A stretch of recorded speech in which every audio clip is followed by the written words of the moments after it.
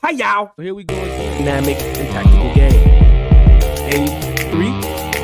And now, here we go. Welcome back, everybody, to SPANK'UM Chess. I am here. Check it out. You said bullshit and experience is all it takes, right? Right.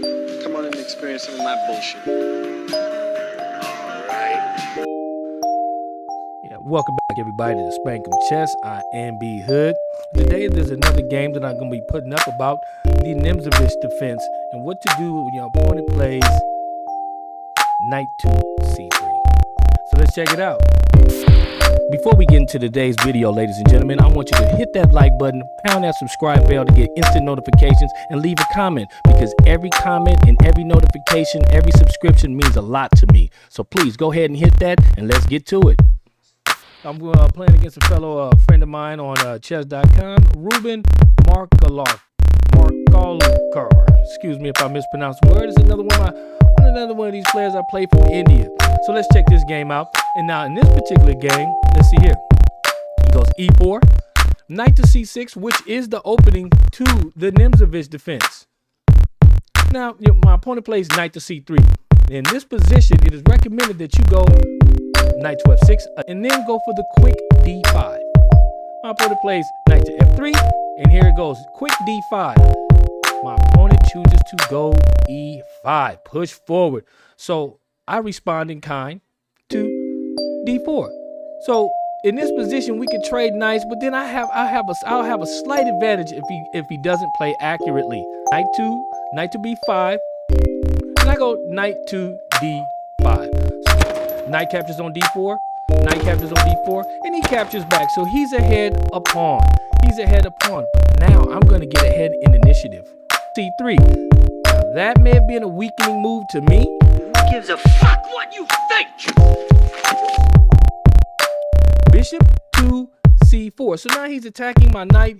He's possibly attempting to double the pawn, but I think that that's a weakening move, because if I go on and let him capture, my queen is going to be in the middle of the board, and I'll be eyeing this down there. And I think I'll have some pretty good score. And besides that, I will have two bishops. So That is strength, boy. That is power. So I castle on the king side, and my opponent goes to d3. d3. So now he's opening up his dark square bishop, possibly to put some pressure on e3 and f4 squares and having that diagonal. It gets to a point where you get out of theory, ladies and gentlemen. And we always been loose. Dealing off the turf like it was never gonna run dry. That ain't no business.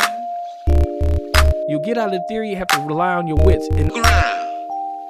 Everything that is taking care of business is together. Dig it tight. now I'm gonna show you how I take advantage of my opponent's miscalculations. Now I go a6. So now you see I'm gonna start the queen side push. So my opponent goes knight to d2. So he's trying to swing that knight around. Say what? But he's been wasting moves.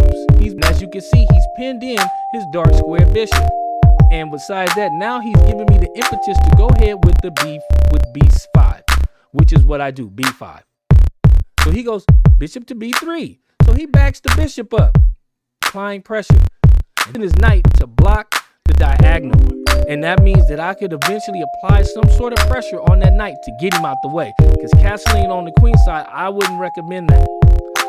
So I go queen to c7, attacking the free lolly on e5. So now he's expanding his pieces out, but he's bottling up. He's also bottling them up, because when you move a pawn, another square is weakened, which will come into play later on in the game. Let's see. Rook a to d8. He goes g4. Now, as you can see, the evaluation bar shot up because his king is still stuck in the center. His king is still stuck in the center, and he has nowhere to go. He's going to run into a lot of problems. Let's see here. Attacking the bishop, and now we're going to see how it opens up. Bishop to c2. So now you can see that battery that he's trying to line up, and he wants to do a king side push. But his king is still stuck in the center, and he has a lot of holes around his king. Look at that, look at that. And his dark square bishop is pinned in by the F4 pawn. So now let's see here. C captures on D3, bishop captures on D3, and now here goes a trap right here for you. Wow. Knight captures on F4. So now there's a double attack on the bishop, but look what he does here. He goes head bite. Bishop captures on FU. Like a stupid fuck. Look at you now. What we call the F4 and F5 squares when you're attacking, we call it the FU square. So bishop captures on FU, but look. Now you see now, you done fucked up, you know that, don't you? I See what I'm saying? I thought. No, so, you know what I'm saying? That you done fucked up now, you know that, don't you? Bishop captures on E5, captures the knight. I get the piece. Now there's a pin on the bishop, and I'm attacking his rook in the corner. So what does my opponent do? He chooses the castle on the king side, and now I gain a piece here. But look, first I call the bishop to C4 check. He blocks the check with his rook. He had to. Boom. Let me get that. Say another motherfucking word and this shit is over. And I ain't playing, nigga. King captures, and now rook captures on D3. Now you see it all piling and coming together, ladies and gentlemen. You can see it. Now he goes queen to E2, attacking the bishop. But now I easily get out of that with rook to F3, attacking his bishop and checking the king. King to E1. Now I drop my bishop back. Now I'm trying to figure out what in the hell was I thinking with that move there. Who gives a fuck what you think?